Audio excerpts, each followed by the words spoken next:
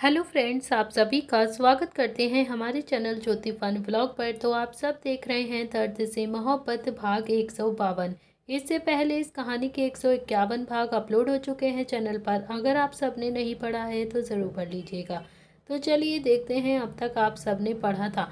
निव्यांश ने भी नियति की बात को थोड़ा सा इग्नोर किया और फिर उसे खींचते हुए लेकर आ जाता है और फिर उसके साथ मिलकर सब बंदरों की टुकड़ी के साथ डांस करने लगता है। नियति अब निव्यांश को मना नहीं कर पाती है और फिर वो भी निव्यांश के साथ मिलकर डांस करने लगती है। बंदरों की टुकड़ी बहुत ही ज़्यादा खुशी के साथ नाच रही थी। अब देखते हैं आगे इस कहानी में क्या होने वाला है। आखिरकार बारात निर्धारित समय पर अपने बारातियों के साथ निवास स्थान पर पहुंच गई थी, जहां पर उन्हें बारात लेकर जाना था। सभी बाराती आ चुके थे। दिया के माँ बाप ने भी सचदेवा ब्रदर्स और बंदरों की टुकड़ी का सबका इज्जत के साथ स्वागत किया और फिर उन्हें अंदर लेकर आ जाते हैं। हालांकि बारात राठौड़ फार्म हाउस से थोड़ी सी दूर से ही चलकर आई थी। सारा इंतजाम रोहान ने खुद से ही करवाया था। वहाँ की सारी डेकोरेशन रोहान ने खुद की थी, लेकिन फिर भी दिया के पेरेंट्स ने पूरी बारात को बहुत ही इज्जत के साथ स्वागत किया था। बंदरों की टुकड़ी भी अब दक्ष को लेकर सीधा स्टेज पर चली जाती है, जहाँ पर एक बड़ा सा सोफा रखा हुआ था। जिस सोफे पर दूल्हा दुल्हन आकर बैठते हैं, तो बंदरों की टुकड़ी ने भी दक्ष को वहाँ पर प्यार से बैठा दिया और फिर खुद नीचे आकर डीजे पर जोर जोर से डांस करने लगती है। दक्ष को कहीं ना कहीं बहुत ज़्यादा बुरा भी लग रहा था कि वो अपने घर का एक लौता ही बेटा था और फिर अपने माँ बाप से ऐसे छुप कर वो शादी कर रहा था। उसके दिल में कहीं ना कहीं बहुत ज़्यादा इमोशनल फीलिंग्स आ रही थी, लेकिन इस सिचुएशन ही कुछ ऐसी थी कि उसे ऐसे शादी करनी पड़ रही थी। थोड़ी देर के बाद संकल्प भी नाचता नाचता बहुत ज़्यादा थक गया, तो वो पानी पीने के लिए एक स्टॉल के पास चला जाता है। संकल्प ने जैसे ही स्टॉल के पास जाकर देखा तो वहाँ पर शुभ पहले से ही खड़ा हुआ पानी पी रहा था। शुभ को देखकर संकल्प की तो सांसें एकदम से अटक गई थी और हैरानी से उसकी आंखें बड़ी हो गई थी। उसने भी लंबी लंबी हिचकियां लेना शुरू कर दिया था। तो शुभ का ध्यान भी अब संकल्प पर चला जाता है। तो शुभ ने भी जैसे ही अपनी नज़र उठाकर संकल्प की तरफ देखा तो संकल्प जल्दी से अपना फेस कवर कर कर पलट जाता है और फिर 1 मिनट के लिए भी वहां पर नहीं रुकता है। हवा की तरह वहां से दूसरी साइड चला गया। इधर दूसरी तरफ नियति, अंशिका, रूही, धानी और निशी जो पांचों ही एक जगह पर खड़ी हुई थी। और तभी धानी धीरे से बोलती है कि नियति दीदी चलो ना, गोलगप्पे खाकर आते हैं, मुझे बहुत तेज भूख लगी है। सबको धानी का ये सजेशन बिल्कुल सही लग रहा था। सब एक ही डायरेक्शन में जाने लगी जहाँ पर अभी गोलगप्पे का स्टॉल लगा हुआ था। तो पांचों ही जाकर अब थोड़ा सा पीछे खड़ी हो जाती है, क्योंकि उनके आगे पहले से ही 4 औरतें खड़ी हुई गोलगप्पों को खा रही थी। उन 4 औरतों में से फिर एक औरत ने कहा कि अरे भैया थोड़ा सा मीठा डालकर एक गोलगप्पा दो ना, बहुत ज़्यादा तीखा है।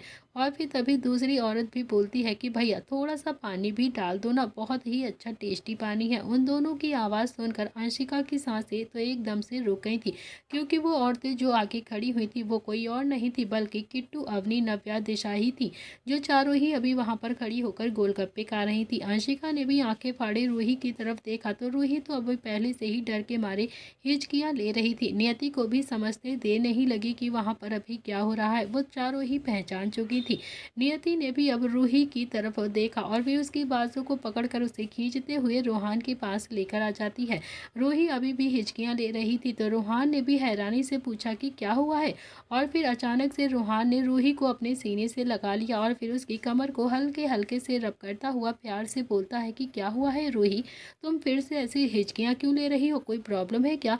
तो नियति भी थोड़ा सा घबराते हुए बोलती है कि रोहान रोहान वो क्या है ना, यहाँ पर सब आ गए हैं। रोहान भी अब थोड़ा सा हैरान से बोलता है कि कौन सब आ गए हैं, बताओ तो सही। तभी संकल्प भागता हुआ हाफता हुआ आता है और बोलता है कि वानर सेना आ गई है, वानर सेना आ गई है, भागो।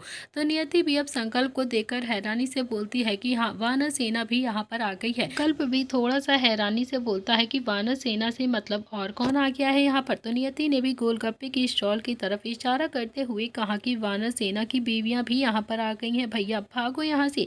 अब तो रूही के साथ साथ सब हिचकियां लेने लगे थे और अगले 5 सेकंड में वो सब एक ही जगह पर खड़े हुए उन सबको देख रहे थे। दिव्यांश भी थोड़ा सा हैरान होकर बोलता है कि यार, लेकिन वानर सेना यहाँ पर कैसे आ सकती है, और वैसे भी वो अकेले नहीं आई है, अपनी अपनी बीवियों को साथ में लेकर आई है, अब क्या करेंगे हम सब।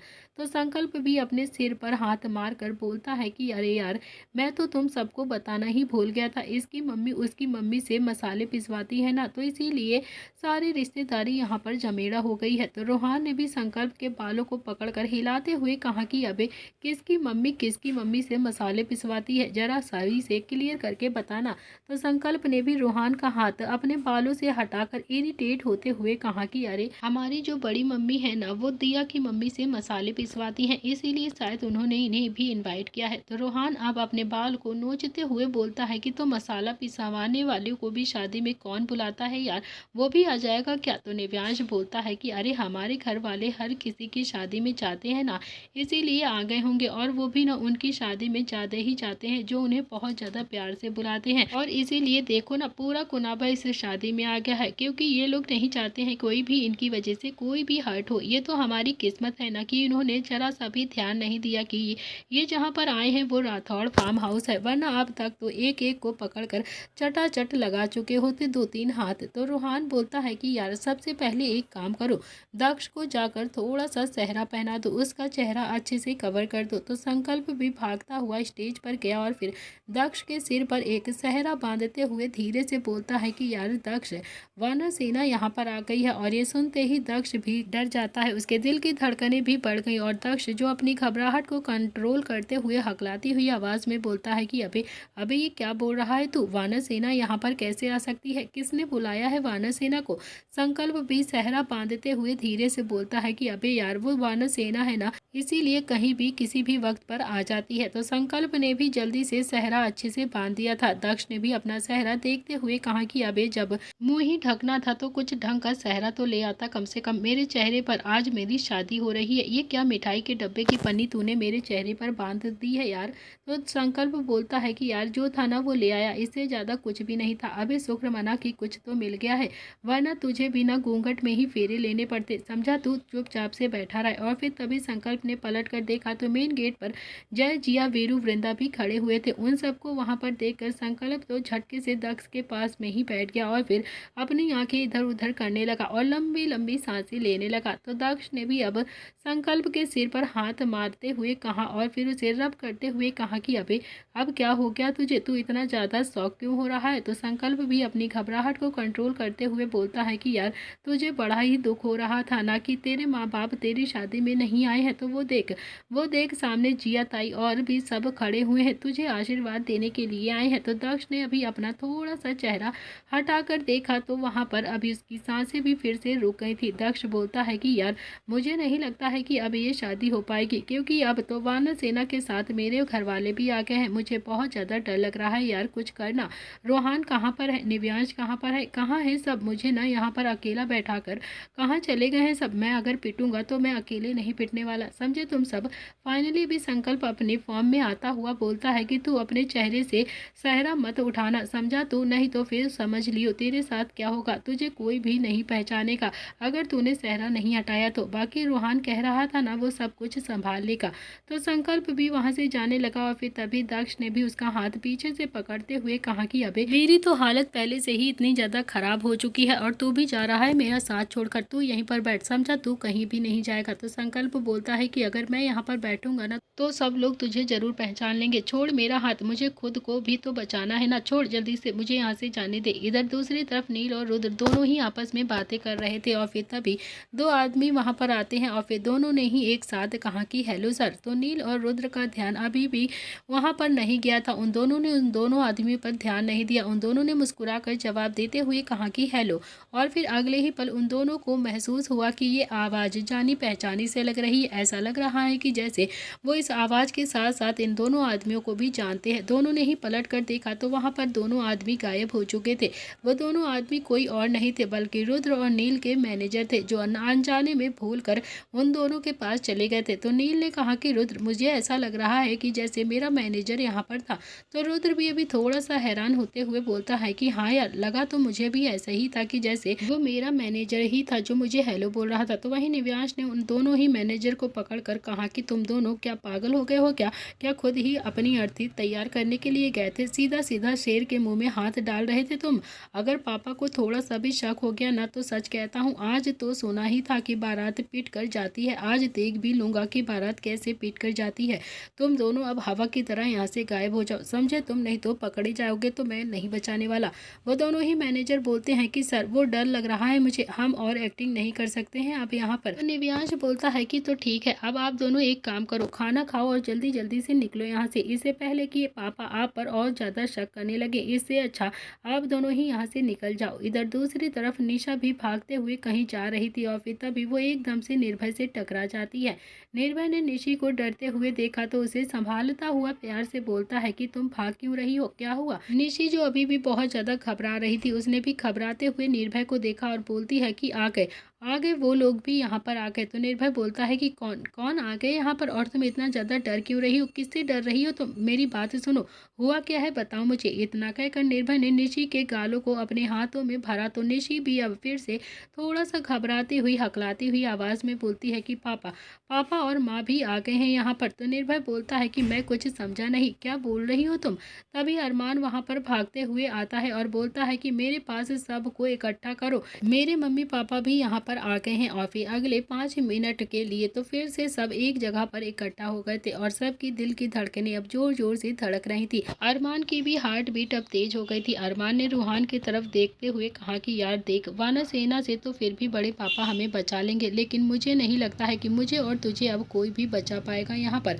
तुझे पता है ना कि हम दोनों ने मिलकर पापा से क्या झूठ बोला था, उनको कौन सी पट्टी पढ़ा कर आए थे हम दोनों सुबह ही उनसे। और फिर पापा ने तो हमें वार्निंग भी दी थी कि अगर झूठ बोला तो उनसे बुरा कोई नहीं होगा। अब कौन बचाएगा हमें, क्या हम जिंदा रहेंगे भी या नहीं? अब रूहान के दिल की धड़कनें भी जोरों से धड़कने लगी थी। रूहान बोलता है कि आज हो क्या रहा है यार, सबको इसी ही शादी में आना था क्या एक ही शादी के लिए सब तैयार बैठे थे, अब क्या करें, मेरा तो दिल ही बैठा जा रहा है।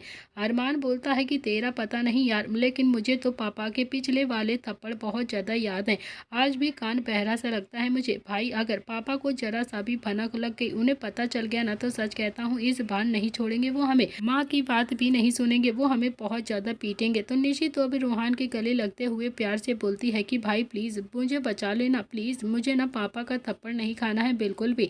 रूहान ने भी अब निशी के सिर पर अपना हाथ रखते हुए उसे सहलाते हुए प्यार से बोला कि अरे तुझे पापा कुछ नहीं कहेंगे, तुझे तो वो बोलेंगे भी नहीं कुछ, लेकिन हाँ मुझे और अरमान को नहीं छोड़ेंगे। तभी रूहान की नज़र एक टेबल के नीचे जाती है जहाँ पर 4 आदमी चुपचाप से बैठे हुए थे। वो कोई और नहीं थे बल्कि रूहान के ऑफिस के एम्प्लॉयज़ थे। तो रूहान 2 कदम चलकर उस टेबल के पास गया और फिर पंजों के बल बैठता हुआ धीरे से बोलता है कि अब तुम सबको क्या हो गया है, तुम सब यहाँ पर क्यों छुपे हुए हो, किसी ने देख लिया है क्या तुम सबको यहाँ पर? तो वो आदमी अभी धीरे से बोलते हैं कि सर वो आपके पापा मम्मी भी यहाँ पर आ गए हैं ना, और अगर सोबित सर ने हमें यहाँ पर देख लिया ना तो हमारा टर्मिनेशन लेटर कल ही हमारी टेबल पर होगा और फिर साथ ही साथ हमारे हाथ पैर भी टूटेंगे। अब जब तक आपके पापा नहीं जाएंगे ना तब तक हम यहाँ से बाहर नहीं आएंगे, बस हमने कह दिया है ना तो कह दिया है, अब हम कहीं भी नहीं जाने वाले यहाँ से। तो रूहान तो पहले से ही अपने डर को कंट्रोल करने की कोशिश कर रहा था और फिर अपने ऑफिस के एम्प्लॉयज़ को देखकर तो उसका डर और भी ज़्यादा बढ़ गया था, उसे भी बहुत ज़्यादा डर लग रहा था। और फिर तभी अरमान रूहान के पास बैठता हुआ बोलता है कि देखा, पापा की दहशत बस मेरे और तेरे अंदर ही नहीं है, ऑफिस के सभी एम्प्लॉयज़ को भी देखना कितना ज़्यादा डरा कर रखते हैं, वो कितना ज़्यादा डर है इन सब के अंदर। तभी रूहान ने भी अपने चेहरे पर हाथ लगाकर कहा कि अरे मुझे थोड़ी ना पहचानेंगे, मैंने तो लंबी सी दाढ़ी लगा के रखी है। तो अरमान अभी रूहान की बात का एटीट्यूड के साथ जवाब देते हुए बोलता है कि अच्छा, एक तो तुझे तेरी दाढ़ी बचा नहीं सकती है क्योंकि पापा की आंखें बहुत ही ज़्यादा तेज हैं, तेरी दाढ़ी तुझे नहीं बचा पाएगी, देखते ही तुझे पहचान लेंगे पापा। और हाँ दूसरी बात, दाढ़ी तो तेरे मुंह पर है ना, मेरे मुंह पर थोड़ी ना है जो मुझे नहीं पहचान पाएंगे, मुझे तो पापा तुरंत ही पहचान लेंगे और फिर मेरी कुटाई करना शुरू कर देंगे यहीं पर। बंदरों की टुकड़ी एक बार फिर से परेशान हो गई थी। एक तो पूरी प्रताप फैमिली वहां पर आ गई थी, ऊपर से स्टाफ भी डर के मारे इधर उधर छुपने लगा था, सब इधर उधर अफरा तफरी मचा रहे थे।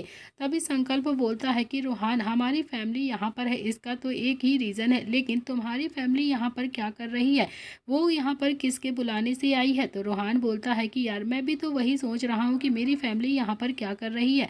रूहान ने अरमान की तरफ देखा तो अरमान ने ना में अपनी गर्दन हिलाते हुए कहा कि अरे मुझे ऐसे घूर क्यों रहा है, मुझे क्या पता कि माँ पापा यहाँ पर कैसे आ गए, मैंने थोड़ी ना इन्वाइट किया है इनको। लेकिन सही कहा है किसी ने कि जब वक्त नाचता है ना तो ढोलक बजाने वाला अपने आप ही आ जाता है। तो आज ये कहावत मैंने अपनी आंखों के सामने देख भी ली है, अब तो भगवान ही बचा सकता है हमें। तभी शर्मा जी उनके पास आते हैं और फिर सब एक साथ जेंटलमैन की तरह खड़े हो जाते हैं। शर्मा जी ने भी रूहान और निव्यांश की तरफ देखकर कहा कि अरे समधी जी, मेरे कुछ मेहमान आए हैं जो आपसे मिलना चाहते हैं, चलिए ना, मैं आपसे अपने कुछ खास मेहमानों को मिलवाना चाहता हूँ। तो रूहान बोलता है कि हाँ जी क्यों नहीं, चलिए मिलते हैं आपके सभी मेहमानों से। तभी निव्यांश बोलता है कि जी कौन है आपके मेहमान जिनसे आप हमें मिलवाना चाहते हैं। तो शर्मा जी ने भी हंसकर जवाब दिया कि जी वो लोग ना बहुत बड़े लोग हैं, हम उनके बहुत ही ज़्यादा शुक्रगुजार हैं कि वो हमारे बेटे की शादी में आए, नहीं तो इतने बड़े लोग हम जैसे लोगों के यहाँ आते ही कहाँ हैं। अभी अरमान बोलता है कि हाँ जी क्यों नहीं, ये तो उनका बड़प्पन है जो वो शादी में आ गए। वैसे कौन है वो लोग जिनसे आप हमें मिलवाना चाहते हैं। तो शर्मा जी बोलते हैं कि अरे वो मशहूर बिजनेस टाइकून रुद्राक्ष प्रताप सिंह और नीलकंठ प्रताप सिंह है।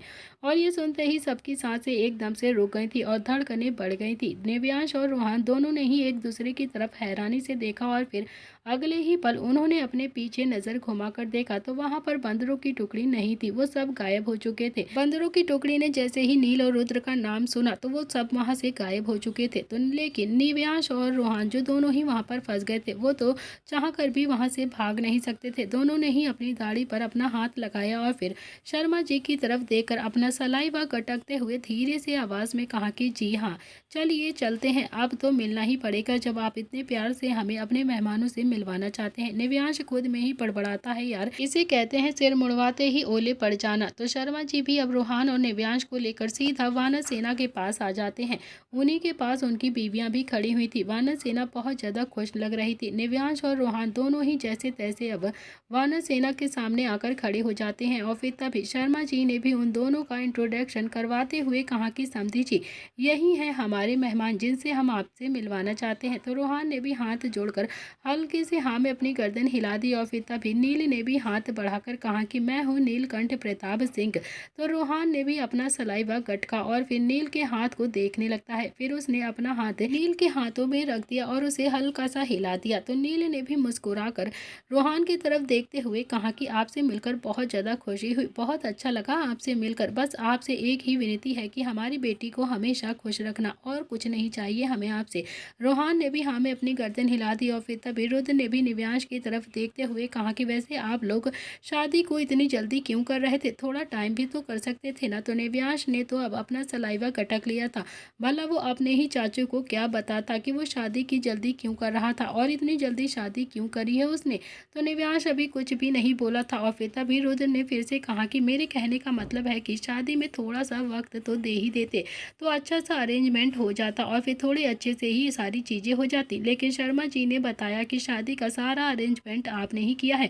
आजकल ऐसे लोग मिलते कहाँ हैं, बहुत ही कम लोग मिलते हैं जो ऐसी शादी करते हैं कि शादी खुद से ही अरेंजमेंट करके खुद ही बिना दहेज के फूटी कौड़ी भी नहीं लेते हैं और शादी कर लेते हैं। वरना तो आप अच्छे से जानते हैं कि आधे से ज़्यादा रिश्ते तो आजकल दहेज पर ही टूटे जाते हैं। और फिर निव्यांश ने भी हाँ में अपनी गर्दन हिला दी। वैसे भी रूहान और निव्यांश दोनों के पास कहने के लिए भी कुछ भी नहीं था और वो कह भी क्या सकते थे। वो तो जैसे तैसे बस मन ही मन भगवान से प्रे कर रहे थे कि कुछ भी करके वानर सेना यहाँ से चली जाए और शादी अच्छे से हो जाए। और फिर तभी वहाँ पर शोभित भी आता हुआ बोलता है कि अरे नील भैया आप यहाँ पर। शोभित भी मुस्कुराता हुआ यहाँ पर आ जाता है। तो शर्मा जी ने जब शोभित को देखा तो उनसे भी अपने हाथ जोड़कर स्वागत करते हुए बोलता है कि अरे सर आप यहाँ पर।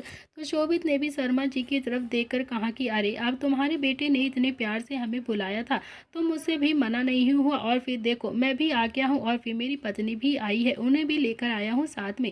शर्मा जी प्यार से बोलते हैं कि जी बहुत बहुत शुक्रिया आपका, मेरा बेटा बताता है कि आप कितने अच्छे लोग हैं, कितने अच्छे से एम्प्लॉयज़ को ट्रीट करते हैं। रूहान तभी कैलकुलेशन करने लगा कि इनका बेटा कौन है और फिर तभी रूहान को एकदम से याद आया कि ऑफिस में एक न्यू ज्वाइनिंग हुई है, शायद वो शर्मा जी का बेटा ही है जिसने यहाँ पर पापा और मम्मी को बुलाया है। तो रूहान और निव्यांश जैसे तैसे वहाँ पर खड़े होते हैं और फिर सब आपस में ही बातें कर रहे थे। लेकिन तभी निव्यांश और रूहान उनके मुंह से तो एक भी शब्द नहीं निकल रहा था। नील ने भी शोभित की तरफ देखते हुए कहा कि और बच्चे कहाँ हैं तुम्हारे, उन्हें भी लेकर आते, कितना ज़्यादा इंजॉय करते पार्टी में वो। तो शोभित बोलता है कि अरे नील भैया आजकल के बच्चे कैसे हैं आपको तो पता ही है, पापा की बात मानते ही कहाँ है, और फिर मेरे पास तो मेरे 2 नालायक बच्चे हैं। उन दोनों ने तो जैसे कसम खा रखी है कि वो दोनों ही कभी मेरी बात नहीं सुनेंगे, बस अपने मन का ही करेंगे। और फिर ये सुनते ही रोहान और निव्यांश दोनों को ही एकदम से खांसी आ गई थी, क्योंकि बेचारे अपनी खांसी को भी अंदर ही अंदर दबाने की कोशिश कर रहे थे। और फिर तभी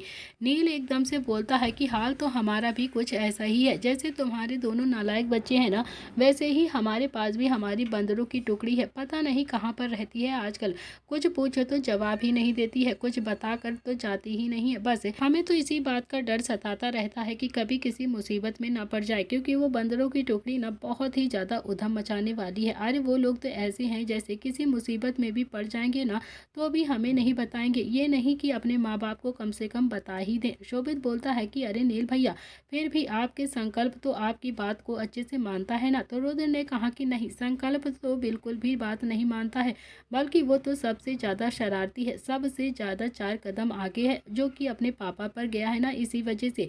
इतना कहकर रुद्र ने भी शुभ की तरफ देखा तो शुभ ने भी कंधे उचकाकर थोड़ा सा हैरानी से कहा कि बस करो ना रुद्र भाई प्लीज़। तभी शिखा बीच में बोलती है कि कैसी बातें कर रहे हो भैया आप, संकल्प तो आपकी बात अच्छे से मानता है, तभी तो वो आप सबको लेकर यहाँ पर आया है। और ये सुनते ही वानर सेना के माथे पर लकीरें एकदम से खिंच गई और सब एक दूसरे से हैरानी से सबको देखने लगे। वहीं निव्यांश और रोहान तो अपनी सांसें को रोककर वहाँ पर खड़े हुए थे। तो शुभ एकदम से बोलता है कि क्या क्या कहा शिखा तुमने, संकल्प हमें लेकर यहाँ पर आया, संकल्प कहाँ पर है, क्या संकल्प भी यहाँ पर है? तो शिखा बोलती है कि हाँ यहीं पर है, बल्कि संकल्प ही नहीं निर्भय भी यहीं पर है, और अंशिका को भी मैंने यहाँ पर ही देखा है। मुझे लगा कि सभी लोग यहाँ पर आए, मुझे लगा कि आप पूरी प्रताप फैमिली को यहाँ पर लेकर आए हो, इसीलिए मैं बहुत ज़्यादा खुश हो गई थी। अब तो रोहान और निव्यांश दोनों को ही अटैक आने के लिए तैयार हो गया था, दोनों ही एकदम से घबराहट के मारे कांपने लगे थे। शुभ ने दिशा की तरफ देखते हुए थोड़े से गुस्से में कहा कि कहाँ है तुम्हारा बेटा? तो दिशा हैरानी से बोलती है कि अब मुझे क्या पता कहाँ पर है। तो शुभ ने बोला कि अच्छा, मैं उसे मारूंगा तो तुम उसे बचाओगी तो नहीं? वो यहीं पर है, लेकिन हमारे साथ नहीं आया है। वो आया ही क्यों यहाँ पर, और क्यों वो शर्मा जी ने क्या बंदरों की टुकड़ी को भी यहाँ पर बुलाया है क्या? मुझे नहीं लगता शर्मा जी ने बंदरों की टुकड़ी को स्पेशली बुलाया होगा। ने बोला कि ये सब तो तब पता चलेगा ना जब बच्चे हमें मिलेंगे, ढूंढो जरा कहाँ पर हैं वो सब, अभी के अभी सारी चीजें पता चल जाएंगी, और फिर आज ही हम उनसे पूछते हैं कि ये सब क्या ड्रामा है, आखिर हमारे पीठ पीछे ये सब क्या कर रहे हैं। तभी शर्मा जी को किसी ने पीछे से बुला लिया, और फिर शर्मा जी ने भी सबको हाथ जोड़कर कहा कि जी मैं अभी आया, आप सब यहाँ पर ही रहिए। तो नील ने भी हाथ जोड़कर शर्मा जी को जाने की इजाजत दे दी, और फिर शर्मा जी भी वहाँ से चले जाती हैं। तो निव्यांश रोहान तो अभी वहाँ से खिसकना चाहते थे, वो जैसे तैसे करके बस वहाँ से जाना चाहते थे। और फिर तभी रोहान ने थोड़ा सा हिम्मत करके सबकी तरफ देखकर हाथ जोड़कर कहा कि जी वो हमें भी ना कुछ काम था, इसीलिए हम अपने काम को करके आते हैं, आप सब आपस में बातें करिए। रुद्र ने भी हाथ जोड़कर कहा कि हाँ हाँ बिल्कुल जाइए, समझ सकता हूँ आपके बेटे की शादी है ना, तो थोड़ा बहुत काम तो और टेंशन तो रहेगी ही आपको।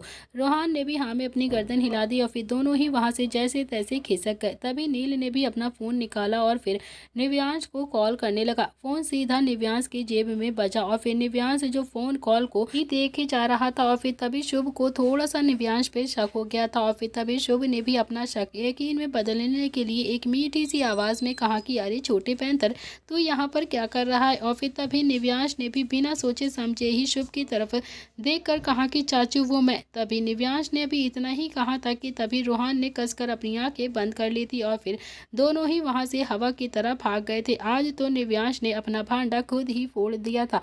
अब रोहान को बहुत ज्यादा गुस्सा आ रही थी निव्यांश पर। जैसे ही वो दोनों वहां से हवा की तरह भागे, वैसे ही बंदरों की टुकड़ी जहां जहां पर छुपी हुई थी सब निकल निकल कर उनके पीछे पीछे भाग रहे थे। अब ऐसी स्पीड के साथ भाग रहे थे कि जैसे ओलंपिक मैच आज ही सब जीत लेंगे। और फिर देखते ही देखते वो सारे वहां से भाग गए थे, और फिर बंदरों की टुकड़ी और शोभित तो आंखें फाड़े उन सबको घूर घूर कर देख रहे थे, और साथ ही वानर सेना भी खड़ी हुई थी।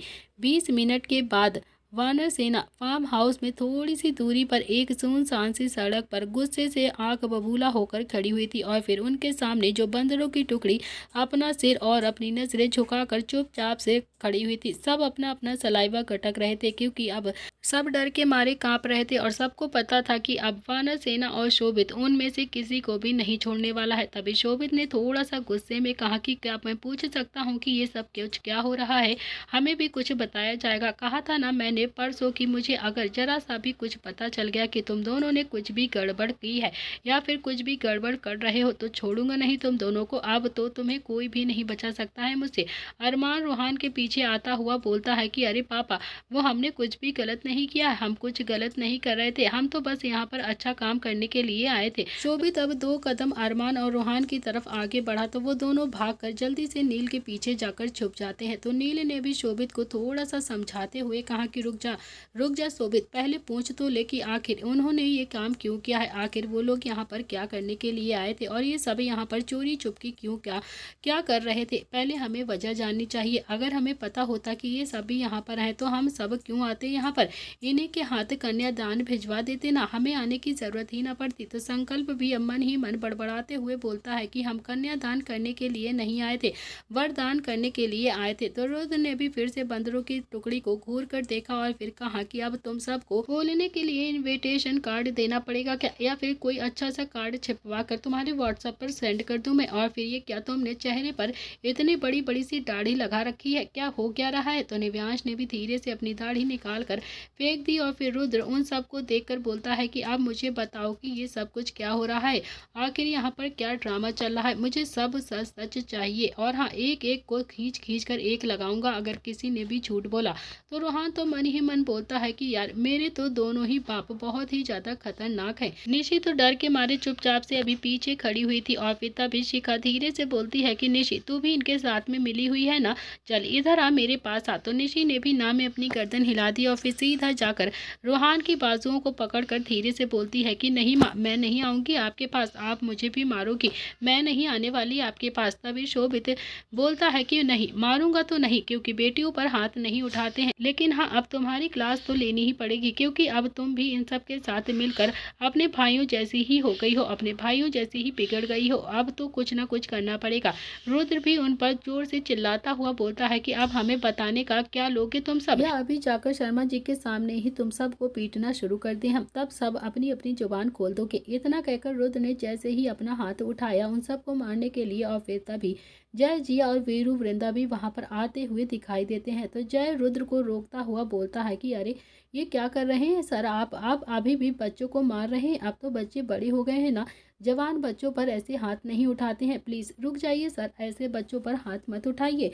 तो रुद्र ने भी अब अपना गुस्सा थोड़ा सा कंट्रोल करते हुए जय को देखा और फिर अपने दांत पीसते हुए बोलता है कि तो फिर जवान बच्चों से ही पूछो कि यहाँ पर क्या कर रहे हैं, यहाँ पर इनका क्या काम है और किसने बुलाया है इन्हें सबको यहाँ पर, वो भी इतनी दाढ़ी मूछ लगाकर। और फिर शर्मा जी इन्हें समधी जी क्यों बोल रहे थे, क्या बता रहे थे वो इन्हें कि ये समधी जी हैं। तभी जिया की नज़रें भी अब नियति और रूही पर जाती हैं। तो नियति रूही ने भी अब अपनी माँ को जब वहाँ पर देखा तो वो भी जल्दी से आकर अब नील के पीछे छुप जाती हैं। रुद्र ने भी अब नियति और रूही को देखते हुए कहा कि देखा हमारे घर की बहुएं भी मिली हुई हैं, अब हम क्या करें, हे भगवान ये हो क्या रहा है, अब तो घर की बहुएं भी अब इन बंदरों की टुकड़ी के साथ मिलकर बिगड़ गई हैं, कोई मुझे बताएगा कि आखिर ये सब कुछ क्या हो रहा है। आखिरकार रूहान ने अब रुद्र को जवाब देते हुए कहा कि शादी हो रही है यहाँ पर। तो रुद्र अभी गुस्से से चिल्लाता हुआ बोलता है कि ये तो मुझे भी पता है रूहान की यहाँ पर शादी हो रही है, ये बताने की जरूरत नहीं है, लेकिन हाँ किसकी शादी हो रही है और किससे हो रही है। तभी संकल्प ने भी थोड़ा सा चूहे जैसी आवाज निकाल कर कहा कि दक्ष की। और फिर दक्ष का नाम सुन तो सबने लिया था, लेकिन यकीन अभी किसी को भी नहीं आया था कि दक्ष की शादी यहाँ पर हो रही है। और फिर तभी जय और वीरू दोनों ने ही एक साथ बोला कि किसकी शादी हो रही है, जरा फिर से बताना। तभी संकल्प नील के पीछे से थोड़ा सा दूर हटता हुआ बोलता है कि दक्ष की शादी, वानर सेना ने तो एक साथ अपने माथे पर अपनी हथेली मार ली थी। और फिर वृंदा वो तो वहीं सड़क के किनारे ही बनी एक बेंच पर आकर बैठ गई थी। वृंदा को सच में अभी बहुत ज्यादा दुख भी हो रहा था और बुरा भी लग रहा था। नील ने वृंदा को देखकर कहा कि अब ऐसे बैठने से क्या होगा, तुम्हारे बेटे की शादी है जो ये नालायक करवा रहे हैं, अब हम क्या कर सकते हैं इसमें।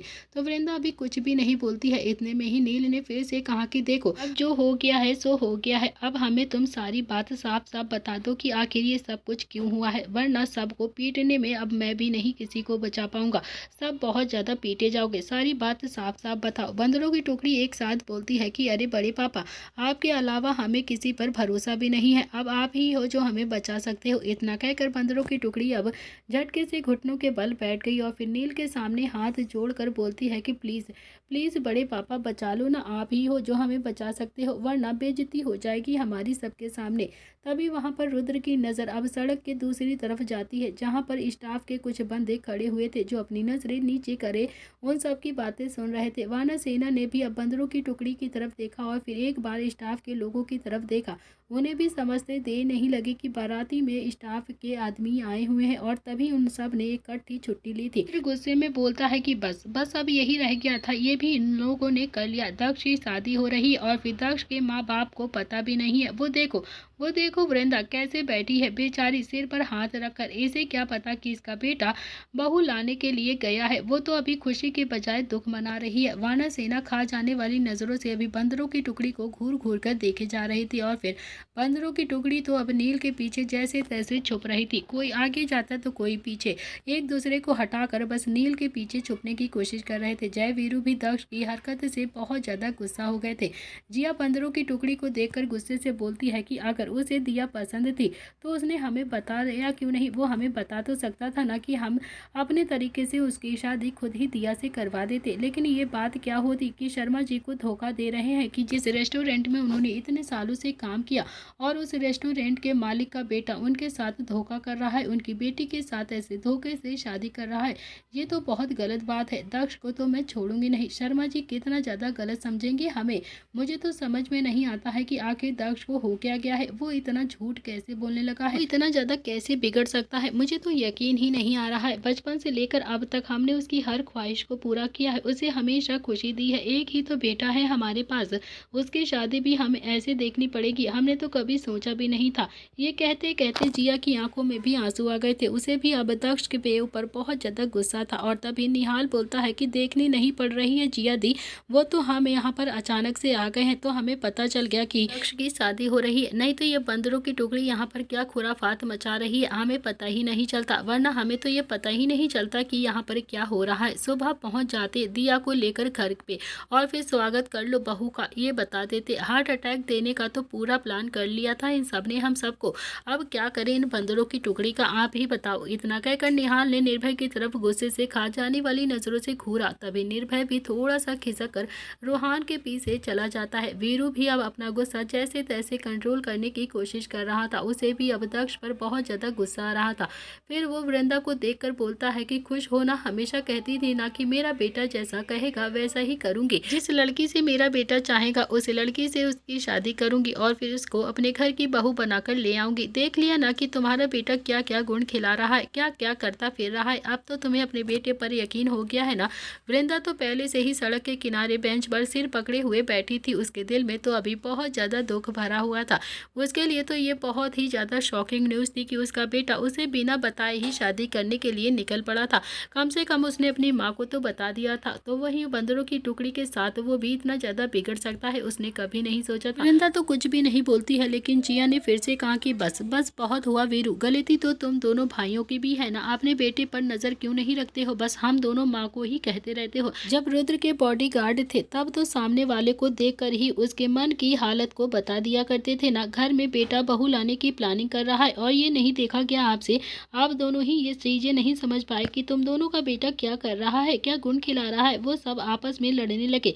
तो नील तो अभी एक बार जय वीरू को देखता और फिर एक बार बंदरों की टुकड़ी को घूर कर देखता और फिर आखिर में नील ने थोड़ा सा गुस्से से चिल्लाते हुए तेज आवाज में कहा कि बस बस बस बस बहुत हुआ तुम सबका, अब यहाँ पर लड़ने से कुछ भी नहीं होगा, हमें इस प्रॉब्लम का सोल्यूशन ढूंढना चाहिए, समझे तुम सबके सब, अब कोई किसी से नहीं लड़ेगा। तो नील ने भी फिर से वृंदा की तरफ देखा जो अभी भी सिर पकड़े हुए बेंच पर ही बैठी हुई थी। नील ने कहा कि ओ मेरी वकील साहिबा उठ जाओ, ऐसे बैठे रहने से कोई भी फायदा नहीं है, ऐसे बैठे रहने से वक्त घूम कर पीछे नहीं चला जाएगा ना, चुपचाप से उठ जाओ, अब जो हो गया ना सो हो गया, अब इज्जत के साथ दिया और दक्ष की शादी करते हैं और फिर तुम्हारे जितने भी अरमान है ना वो सारे अरमान अपनी रिसेप्शन पार्टी में निकाल लेना, अब चुपचाप से इस चीज का शोक मत मनाओ, खुशियां मनाओ कि तुम्हारे बेटे की आज शादी है। तो रुद्र ने भी नील को हैरानी से देखा और फिर गुस्से में कहा कि हाँ हाँ ठीक है, जाकर शर्मा जी से बता दो कि ये सारे नालायक औलाद हमारी ही है, जो यहाँ पर तुम सबको पागल बना रही है और इन्होंने तुम लोगों को बेवकूफ़ बनाकर दक्ष और दिया की शादी भी पक्की कर दी। ये नालायक पार्टी हमारी घर से ही आती है। तो नील अभी थोड़ा सा दिमाग लगा यार, हम क्या कहेंगे शर्मा जी से, और फिर मान लो अगर हमने हिम्मत करके सच कह भी दिया शर्मा जी से, तो वो तुम्हें लगता है कि शर्मा जी हमारे धोखे को बर्दाश्त कर पाएंगे? वो हमारी बातों को सच मानेंगे? वो तो हमें ही गलत ठहराएंगे और फिर अपनी बेटी धोखेबाजों के हाथ तो बिल्कुल भी नहीं देंगे, बिल्कुल नहीं शादी करेंगे दिया की दक्ष के साथ। जय भी रुद्र के सुर में सुर मिलाता हुआ बोलता है कि हाँ नील सर, आप ही बताइए मिस्टर शर्मा से हम कैसे कहेंगे कि ये बंदरों की टुकड़ी आपको धोखा दे रही है। इसी ने ही सब मिलकर ये धोखेधड़ी की प्लानिंग की है। अब मुझे ना इस चीज़ को बहुत ज़्यादा घबराहट हो रही है सोच कर। मुझे तो ये सोच कर ही शर्म आ रही है कि जिस आदमी ने हमारे घर पर इतने ईमानदारी से काम किया है, हम उसी की बेटी के साथ इतना ज़्यादा धोखा कर रहे हैं, इतना बड़ा धोखा करा है हमने उनके साथ। तो नील ने अभी सबको शांत कराते हुए प्यार से कहा कि अरे तुम सब पहले मेरी बात तो सुनो, शांति से पहले मेरी बात सुनो। अगर हम यहाँ पर नहीं आते ना, तब भी तो दक्ष और दिया की शादी हो जाती। बंदरों की टुकड़ी तो तब भी नहीं मानती, क्योंकि वो लोग तो इस शादी को कुछ भी करके करवाने ही वाले थे। और अगर हम यहाँ नहीं आती तो शादी तब भी हो जाती। बस फर्क इतना है कि उनकी शरारत का हमें पता चल गया अब। और ये सुनते ही शोभित ने भी थोड़ा सा गुस्से में कहा कि शरारत? नील भैया, इन्होंने शरारत की है, आप इसे शरारत कहते हैं? शरारत नहीं है ये गलती है, गलती गुनाह किया है इन सब ने मिलकर। सीधा सीधा किसी को धोखा दे रहे हैं ये सब, और आप इनका साथ दे रहे हैं। अगर शर्मा जी ने रिपोर्ट कर दी ना हमारे खिलाफ, तो सब के सब पुलिस स्टेशन में बैठे होंगे और कोई भी इन्हें छुड़वा नहीं पाएगा। इतना कहकर शोभित ने भी अरमान और रोहान को गुस्से से सुलगती हुई आंखों से घूर कर देखा और फिर उन दोनों को ही पॉइंट करके गुस्से से कहा कि और हाँ, तुम दोनों को तो मैं घर में देखता हूँ, छोड़ूंगा नहीं तुम दोनों को, समझे? तुम दोनों ही अब अपना सलाइवा कटक लेते हैं और फिर नील को उम्मीद भरी नजरों से देखने लगते हैं। एक नील ही था जो बंदरों की टुकड़ी का साथ दे रहा था, बाकी सब तो बस उन्हें मारने पर उतारू हो गए थे। सब चाहते थे कि अब उन सब को खूब सारी पिटाई करी जाए। तो नील ने फिर से कहा कि अरे मेरी बात सुन शोभित, पहले इतना ज़्यादा गुस्सा करके कोई भी फायदा नहीं है। फिलहाल दक्ष और दिया की शादी आराम से निपटा देते हैं और फिर जब शादी हो जाएगी ना, तो लड़की हमारे घर आ जाएगी और उसके बाद शर्मा जी से भी बात कर ली जाएगी बैठ के। कोई भी फायदा नहीं है अभी यहाँ पर ड्रामा करने का। भला हमारे दक्ष में कमी ही क्या है जो वो दिया के लिए दक्ष को मना करेंगे? स्मार्ट है, सुंदर है, गुड लुकिंग है और पैसे में भी कोई कमी नहीं है। शर्मा जी मान जाएंगे, वो मान ही जाएंगे। तुम बस इस बात की फिक्र करो कि बस फिलहाल तो शादी को अच्छे से निपटा देते हैं, हमें और कोई भी इसमें ड्रामा करने की जरूरत नहीं। आप चलो चुपचाप से अंदर, दक्ष वहाँ पर अकेला बैठा होगा। तो वृंदा सबसे पहले उठी और फिर आगे चलते हुए अपनी कमर पर पल्लू टांग कर बोलती है कि पहले तो जाकर इस लड़के के 2-4 थप्पड़ मारूंगी। ये लड़का समझता क्या है अपने आप को? उसके बाद उसकी शादी होगी, जब तक मैं उसे मार नहीं लूंगी ना, तब तक उसकी शादी नहीं होगी। तो वीरू ने भी उसका हाथ पकड़कर अपनी तरफ खींचा और फिर उसे थोड़ा सा समझाते हुए प्यार से बोलता है कि अरे वृंदा, पागल हो गई हो क्या तुम? सबके सामने अपने ही बेटे को पीटोगी, फिर तो पक्का ही हमारी बेइज्जती हो जाएगी, फिर तो कोई भी हमारे बेटे की इज्जत तक नहीं करेगा। वैसे भी इज्जत वाला कोई काम तो नहीं किया है वैसे तुम्हारे बेटे ने, बाकी कसर तो तुम पूरी ही कर देना वहां पर जाकर। अपने बेटे को मारना है ना, तो फिर ठीक है, जमकर दोनों ही मारेंगे, लेकिन अभी नहीं। अभी दिया की शादी करके उसे अपने घर ले आएंगे, उसके बाद दोनों ही उसे बहुत ज्यादा मारेंगे। तो वृंदा को अभी गुस्सा तो बहुत ज्यादा आ रहा था दक्ष पर, लेकिन वो इस सिचुएशन को, नजाकत को समझ भी रही थी, क्योंकि आखिरकार थी तो वो एक वकील। वृंदा ने भी हाँ में अपनी गर्दन हिलाते हुए कहा कि ठीक है, लेकिन जब मैं इस लड़के को मारूंगी ना, तो फिर कोई भी मुझे नहीं रोकेगा। मेरा जितना मन होगा ना, मैं उतना मारूंगी इसे। इतना कहकर वृंदा ने भी अब रूही, नियति और जिया की तरफ देखा। तो जिया बोलती है कि हाँ हाँ, इस बार नहीं रोकूंगी तुम्हें, जितना मन आए ना उतना मार लेना तुम उसे, लेकिन हाँ, अगर मेरे बच्चे को जरा सी भी चोट लग गई ना, तो फिर देखना तुम, मुझसे बुरा कोई नहीं होगा। तो वृंदा भी अब गुस्से में जिया की तरफ देखकर बोलती है कि इस बार तो लगेगी, बहुत ज्यादा चोट लगेगी इस बार तो मैं छोड़ूंगी नहीं दक्ष को। इसीलिए उसने अंशिका से सगाई तोड़ी थी, क्योंकि वो दिया से प्यार करता था, वो इससे शादी करना चाहता था। सगाई तोड़ने के बाद भी उसके मुंह से एक बार भी दिया का जिक्र नहीं हुआ कि आकर हमें सच बता देता। सच कहती हूँ, कभी सोचा भी नहीं था कि उसकी पत्नी के सामने उसे मैं इतना ज्यादा मारूंगी। अब तो वो मेरे हाथों से जरूर पीटेगा, लेकिन मारूंगी तो जरूर, उसकी हड्डियां जरूर चटका दूंगी मैं इस बार। तो नील अभी फिर से उन दोनों को समझाते हुए प्यार से बोलता है कि अरे यार, बस करो ना तुम दोनों देवरानी जेठानी, ये फैमिली ड्रामा है क्या? घर जाकर करना है ना, जितना भी फैमिली ड्रामा करना है तुम दोनों को। अभी चुपचाप से अंदर चलो और फिर जितना हो सके आके ना शांति से शादी को निपटा दो। तुम दोनों को तो खुश होना चाहिए कि भगवान ने तुम दोनों को तुम्हारे बेटे की शादी देखने का मौका दे दिया है, वरना तुम दोनों तो उसकी शादी भी ना देख पाती, बस ऐसे ही रोती रहती बैठकर घर में, तो वरना सीधा बहू ही देखने को मिलती तुम दोनों को। रुद्र गुस्से में अभी भी बंदरों की टुकड़ी को ही खा जाने वाली नजरों से घूर रहा था और फिर तभी नील ने उसकी बाजू को पकड़कर उसे आगे की तरफ खींचते हुए कहा कि बस बस, अब मैं जो कह रहा हूं ना, जो मैं कहूंगा वही होगा। चुपचाप से सब अंदर चलेंगे और फिर शांति से शादी को देखेंगे, और फिर किसी ने भी ज्यादा समझदारी दिखाई ना तो फिर मेरे हाथे चढ़ जाएगा वो, और फिर मैं उसे छोड़ने वाला नहीं हूँ, इसीलिए चुपचाप से बिना किसी ड्रामे के वहां पर चलो। नील के कहने से सब अब अंदर जाने लगते हैं, लेकिन बंदरों की टुकड़ी तो अब अपनी जगह से खड़ी हुई और फिर नील ने भी हाथ से हिलाकर बंदरों की टुकड़ी को देखते हुए कहा कि चले दूल्हे की फैमिली, दूल्हे के पापा, दूल्हे के चाचा, दूल्हे के भाई, अब चलो सब के सब अंदर चलो, यहाँ पर मत खड़े रहो, समझे तुम, अब ज्यादा मासूम बनकर मत खड़े रहो यहाँ पर, सबको पता है तुम सबकी नौटंकी, ज्यादा देर तक तो मैं भी तुम सबको नहीं बचा पाऊंगा, अब कोई ना कोई किसी न किसी हाथ के से तो जरूर पिटेगा। सब ने एक साथ हाँ में अपनी गर्दन हिला दी और फिर वो सब भी नील के पीछे पीछे चलने लगते हैं और फिर तभी नील खुद में ही बड़बड़ाता हुआ बोलता है कि यार लड़के तो लड़के, जिया की तो लड़कियां भी बहुत ज़्यादा खतरनाक हैं, अब तो हमारे घर की बहुएं भी बहुत ही ज़्यादा खतरनाक हैं, हमारी बीवियों से 4 कदम आगे हैं। ये सुनते ही रूही और नियति दोनों ही हंसने लगती हैं। नील के कानों में अब उन दोनों लड़कियों की हंसी आती है तो उसके चेहरे पर भी छोटी सी मुस्कुराहट आ जाती है।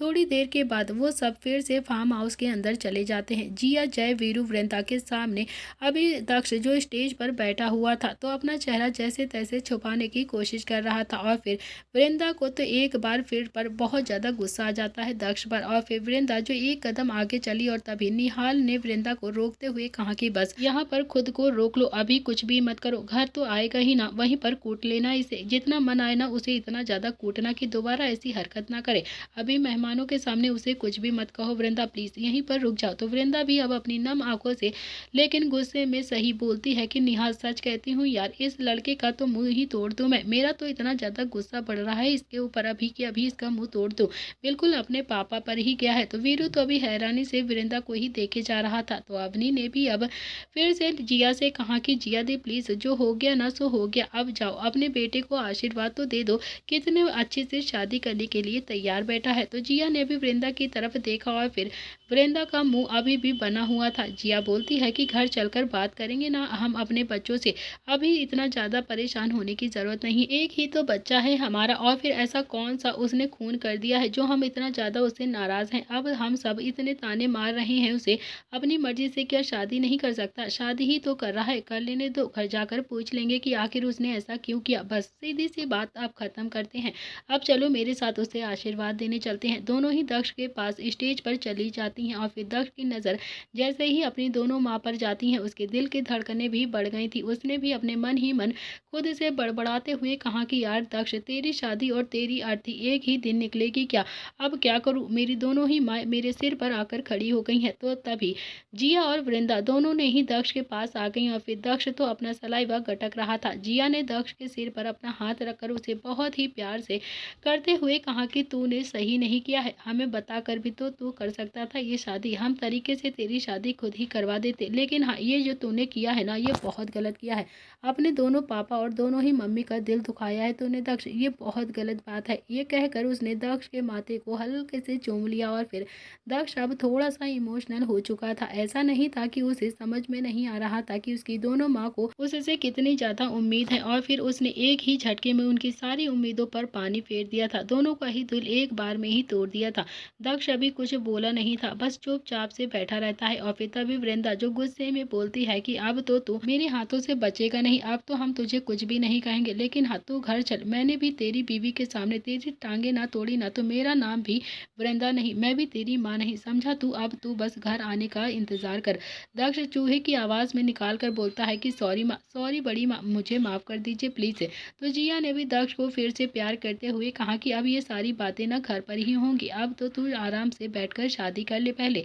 वो दोनों ही अब फिर से स्टेज से उतरकर नीचे आ जाती हैं, लेकिन दोनों ही आज बहुत ज़्यादा हर्ट हो चुकी थी। दक्ष ये बात समझ भी रहा था कि उसकी दोनों माँ कितना ज़्यादा हर्ट हो चुकी हैं, लेकिन फिर भी वो चुपचाप से बैठा रहता है। थोड़ी देर के बाद दिया भी स्टेज पर आ जाती है वरमाला लेकर।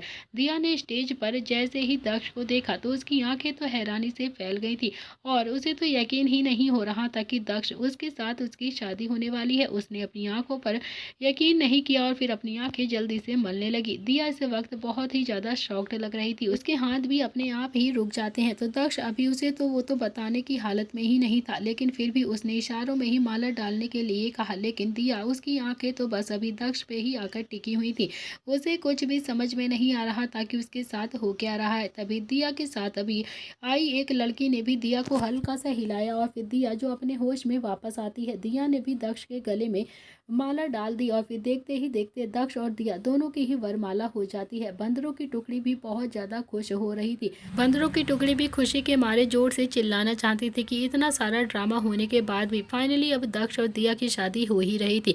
बंदरों की टुकड़ी के साथ साथ सचादेवा ब्रदर्स दोनों ही बहुत ज्यादा खुश नजर आ रहे थे। थोड़ी देर के बाद बंदरों की टुकड़ी भी मंडप के आगे आकर खड़ी हो गई थी।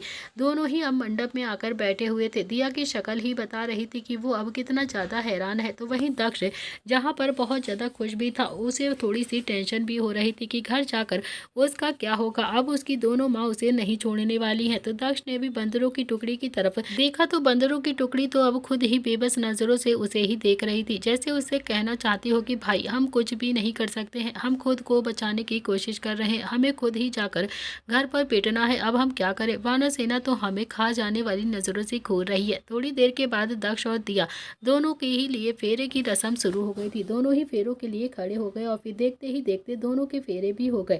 पंडित जी ने दिया की मांग भरने के लिए दक्ष से कहा और फिर दक्ष ने दिया की मांग भी भर दी। ऐसे ही दक्ष ने दिया को मंगलसूत्र भी पहना दिया और फिर तभी पंडित जी बोलते हैं कि शादी संपन्न हुई। वर और वधू दोनों ही खड़े हो जाएं और बड़ों का आशीर्वाद ले लें। आज से आप दोनों ही पति पत्नी हैं। लेकिन तभी वहां पर दो आदमी आ जाते हैं और फिर गुस्से से चिल्लाते हुए बोलते हैं कि नहीं, ये शादी नहीं हो सकती है, गलत है, ये शादी बिल्कुल भी नहीं हो सकती है। तो दोस्तों इसी के साथ इस कहानी का आज का ये एपिसोड यहाँ पर समाप्त होता है। कैसा लगा आपको आज का एपिसोड? कौन है वो दो आदमी जो दिया और दक्ष की शादी को रोकने के लिए आए हैं? क्या फाइनली अब शर्मा जी को पता चलेगा बंदरों की टुकड़ी का सच, या फिर आएगा कोई नया ट्विस्ट? क्या करेगी वानर सेना बंदरों की टुकड़ी के साथ? कल का एपिसोड बहुत ही ज़्यादा मज़ेदार होने वाला है। प्लीज़ देखना बिल्कुल भी मत भूलिएगा। आज के लिए इतना ही, मिलते हैं कहानी के अगले एपिसोड में। Thank you friends, like share subscribe करें।